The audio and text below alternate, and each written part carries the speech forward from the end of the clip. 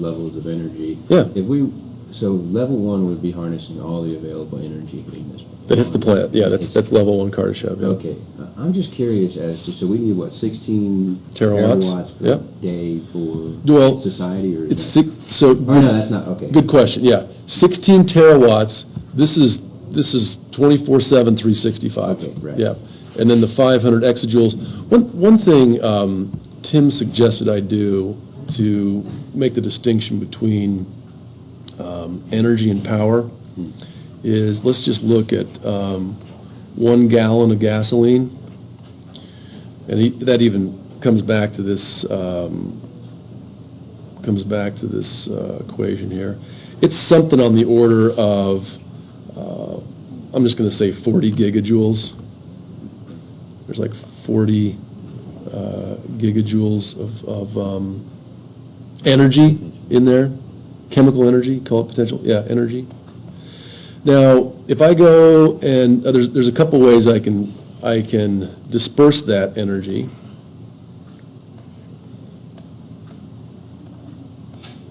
There's my dragster. I can burn that gallon of gasoline up in a hurry. I don't even know how many gallons of gasoline. Seconds.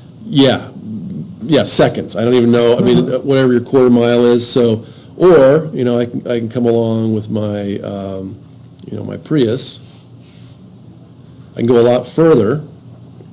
So, what's an average power on a dragster? It's like 1,000, whatever. Let's 3,000. Yeah, let's just say 1,000 to 3,000 HP, and I've seen vehicles with even higher, 7,000 horsepower. This Prius, it's just putting along, let's just say 10 to 50, much less. So if we were to plot that on time, again, let's just get back to our energy over time. This dragster, here's your power, here's your time. I mean, it's done. There's your triangle, and so there's your energy.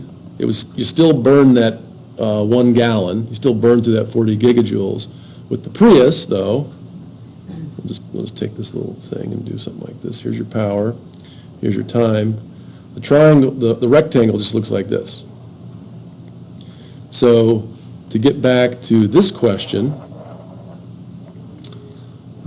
this is now 16 terawatts, and we can just say we're in dragster mode right now. This is 2016, and back in the day when there were only 1 million of us, and we didn't have dragsters and rocket ships and airplanes and all this, we were sort of more in what you might just call Prius mode. Mm-hmm. It's the same amount of energy, just takes longer to use. Yeah. It's just like the turtle in the hare. Turtle in the hare, yeah. The hare is going to burn up his breakfast really quickly, and the tortoise is going to kind of meter it out. My question is, how much higher is the available renewable energy hitting this planet than our needs? Yeah. Well, so the question is, how much higher is the renewable and hitting our needs? It's high. It's 10,000 times. If it's just sun. And that's just sun. It's just We sun. start adding them all up, Yep. and we're talking about orders of magnitude. Yeah, but then the question is, do you start trading farmland for solar farms? That's the whole thing about sustainability, the Yeah. three principles of sustainability. surplus might be. Yeah, yeah, They're taking a Mm-hmm. Yeah. sustainability class. yeah. And there's no shortage of geothermal. I mean, I don't think we want to get to the point where we cool the planet's core, because then we lose our magnetic shield from the sun. That's a long ways off, Mars. obviously. But so no.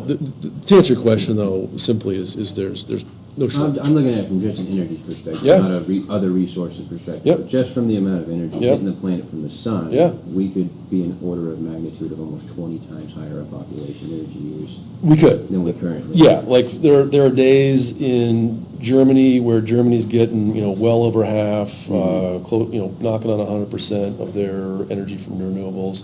And if you went on Google Earth right now, it wouldn't be like Germany's just coated with solar panels. Yeah. They're making it domestically, so, yeah. Same, good question. All right, so let's just, I'm just going to breeze through the rest of chapter 3, highlight a few things that I think are important here. I know we went through the first half of the figures last time.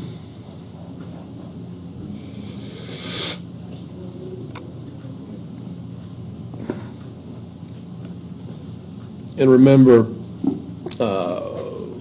chapters 1 and 2 were mainly about defining primary energy. We talked a little bit about the physics. Now we're looking at what we use it for. One of my favorite things, this is a paper I just had published this year, is looking at how we turn energy into information. Right now, as I'm speaking, hope you're understanding all or some fraction of the language that I'm talking about. Hits you acoustically, so that's a mechanical signal, and that becomes either an electrical or a chemical trace in your brain, which becomes information that you can then share with somebody else later. So this is an example of energy used to raise and lower these stop signs into information. Stop or go, binary, on or off. That's just fascinating to me. We do the same thing all day long. The computer's doing it right now. There's 100 watts of electrical power flowing through this computer. It's then turning into radiation coming off the screen. There's red, there's some green, and it's turning into information. So that, for me, that's just fascinating. I love thinking about that. I never even thought about that. I just kind of took it, now that I look at it, it's like I just kind of took it for granted and never even. Yeah, it just occurred to me, it occurred to me after listening to, reading one of Richard Feynman's papers. Feynman won the Nobel Prize. He was one of the youngest members of the Manhattan Project, and stated that the second law, which we'll study in a week or two, is a lot like information theory, which came out of Bell Labs in the 40s from Claude Shannon. A lot of his papers were at first censored because they were too valuable to enemy forces, but now they're well known. Okay, so again, here is sort of our profile, global energy budget. I think this is just for England, because we're in petajoules right now, which is 3 orders of magnitude lower than an exajoule. So 1,000 petajoules in an exajoule. You can see that, this is 1 exajoule. So you can see that at 10 exajoules, the UK is responsible for about 5% of the global energy consumption. And again, we talked about the sectors. Here they are, the 4: domestic, services, transport, industry. And then once you get down into the nitty-gritty, here's still your transport. Well, domestic and services, your heating air, your heating water, and then here you're cooking. Same thing, lights and appliances and machinery for industry as well. So lots of different ways to slice up the pie. Renewables, at least in the UK, are modest. This is old. I don't know if the UK still imports coal or not. The UK just put their last lump of coal in a museum. Just happened like a year or two ago. Really? That's crazy. They did. Okay, so, it's like, here, that's it, we're done. And there's still some down there, but the question is how much coal do you have to burn to go get the last lump of coal? There's an energy return on investment. Yeah, return on investment's a big deal. Okay, so this is, Black gold. next figure. So this is the UK. We're looking at industrial, and there's all kinds of different industrial, paper, printing, iron, steel. Every single country has its own profile. Every single state has its own profile. I don't see timber on there. Maybe that's part of the other. So industry's on the left, domestic's on the right. Most of it's just keeping the place warm. You go to Africa, that yellow slice of the pie is going to be a lot smaller. It's a lot smaller. Okay.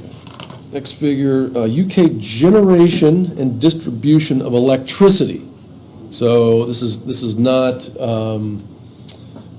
this is not your natural gas, well, in this case, some of it is. This is not your natural gas used for heating, but you can see that they get a significant amount of their electricity from gas, very small amounts from oil, and still some from coal, and most of that must be from imports, because as I said, they no longer mine it.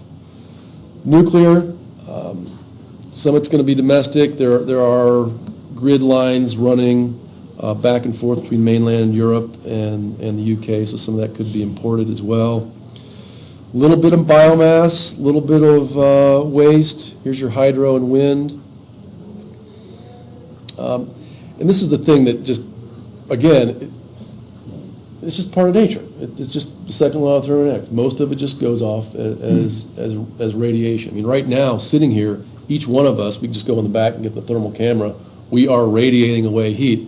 Are you wasting it? Well, I guess so. If you put your coat on, you might be warmer, and you wouldn't waste it, or your Mylar blanket or whatever. So, yeah, that's just kind of how it goes. So once it comes through, this is how much actually makes it to the consumer.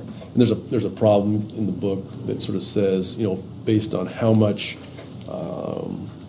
is burned, what fraction actually gets turned into light at the light bulb. Distance decay food. What's that? Distance decay food. Or It is, yeah, the line losses, and that's a big issue also in Montana.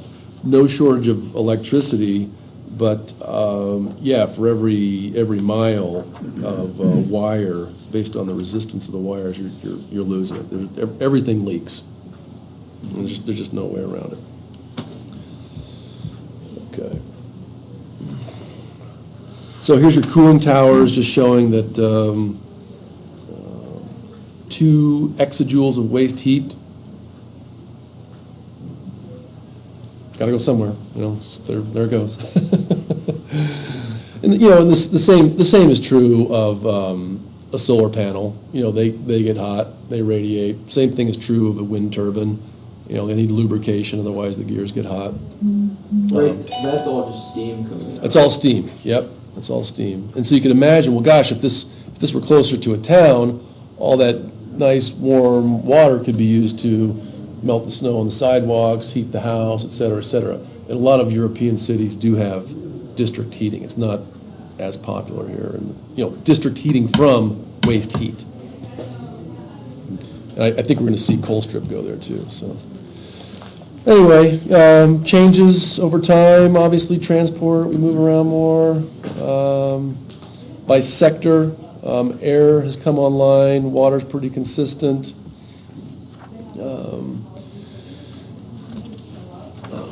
What's this guy? Energy intensity. Oh, this is just kilograms per U.S. dollar. And you can see that we have become more efficient. It's a good thing in general. Become more efficient.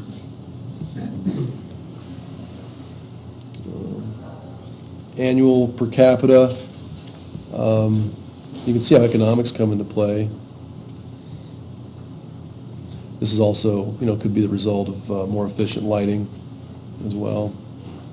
China's just like, hey, party. But isn't that wild though? Just how little energy China and India use compared to these other developed countries. But they're also pretty coal heavy still though too, aren't they? Well, they're starting to get coal heavier too, as far as I can tell.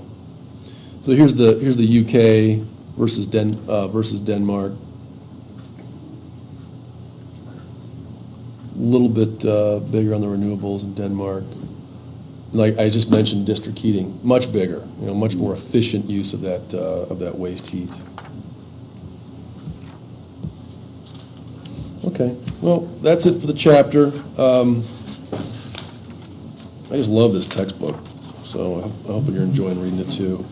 Chapter 4 next week is my favorite chapter, I'll have you know, so looking forward to sharing that with you. It's going to be a good one. Yeah. Thanks, Red. Okay, thank you.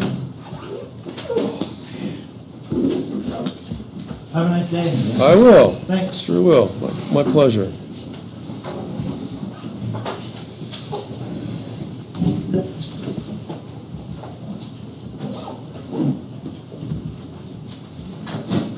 So how does solar panels react to cold? To cold, Yeah. they become more efficient. They become more efficient. And also just think about That's them interesting. Yeah. being on top of a mountain with, you know. So if a person had a way of transporting it, if you were to put solar panels, say, on the North Slope in Alaska, Mm-hmm. where you get tons of sunlight Mhm. during part of the year, Yep. you could generate an ample amount of electricity. Yep. Then the problem would be transporting. Well, yeah, typically solar PV is best just used locally. Kind of like growing something in your garden, why would you grow something in your garden and then ship it to Florida? Yeah, Because So- you need more of it in one spot than you can in another. yeah, so, And yeah, also to control waste, because a lot of organic foods are finite, they're going to go bad. You want to make the most of your profits. so- that's another way to think about it, yep. Yeah. I spent some time up on North Slope, so, Oh, okay. back 1970, 73 to 74, some 75, Trans-Alaska Pipeline, Oh, nice, yeah. biggest project of the times. So were you doing construction for them? Yep. Oh, yeah.